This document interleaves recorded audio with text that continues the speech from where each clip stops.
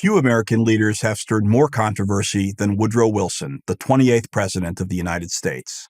Many admire him, many don't. But one point on which everyone agrees is his profound impact on American history. The reasons for the controversy and the impact are one and the same. Wilson and his generation of leaders were the first to challenge the founding principles of the country. It's not an exaggeration to say that Wilson turned them upside down. As expressed in the Declaration of Independence, the founders believed that individuals are born with certain unalienable rights, and they framed the Constitution to protect those rights. For Wilson, the time of individual rights had passed. In his view, 18th century America had little relevance to early 20th century America. The country, now much bigger and more complex, required the guidance of a benevolent government. America had literally outgrown the founders.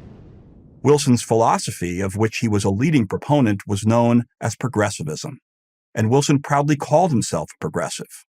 Where did Wilson get these ideas? From the place where he spent most of his life, the halls of academia. He was the only U.S. president to come into office with a Ph.D. Born in Stanton, Virginia on December 28, 1856, Woodrow Wilson had two ambitions: to teach and to write. He received his undergraduate degree from Princeton with the vague notion that he would become a lawyer.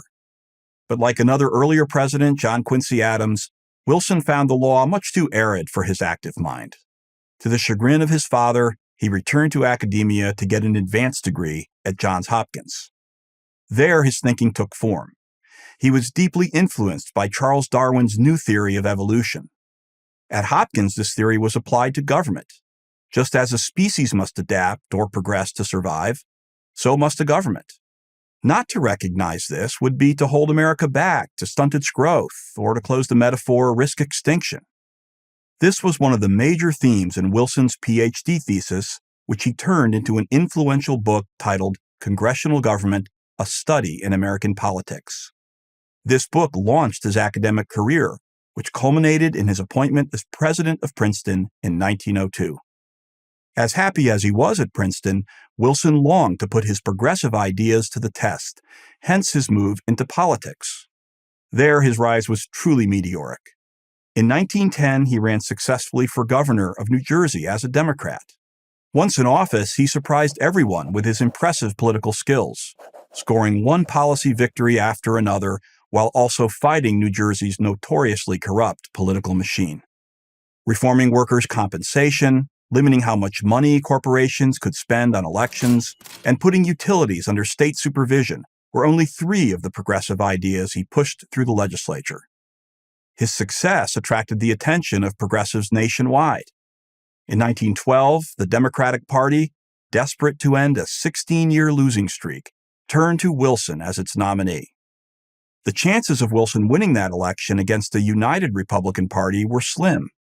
But the electoral calculus changed dramatically when former Republican President Teddy Roosevelt decided to run against his own hand-picked successor, the current Republican President, William Taft. TR's campaign was the most successful third-party run in American history, but all it accomplished was to split the Republicans and give Wilson an easy victory. He won with 42% of the popular vote, the lowest percentage since Lincoln. In just 3 years, Wilson had risen from president of Princeton to president of the United States. As he did as governor, he immediately went to work. Wilson made the new income tax, only recently ratified by the 16th Amendment, the most important source of government revenue. He put the nation's banking system under federal control by establishing the Federal Reserve System and strengthened regulations to rein in private business. But more than specific legislative wins, Wilson's program marked the arrival of the idea that government was not merely the servant of the people, but its savior. Ironically, he entitled his program The New Freedom. Unfortunately, this didn't apply to Black Americans.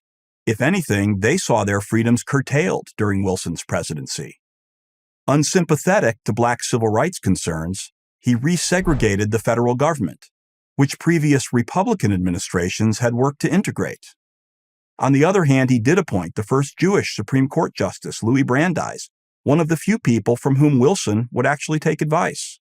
Like all effective leaders, Wilson had a clear vision of what he wanted to accomplish. to reshape Americans' view of government, and in that, he ultimately succeeded. His second term would present a whole new set of challenges. A terrible storm was brewing in Europe.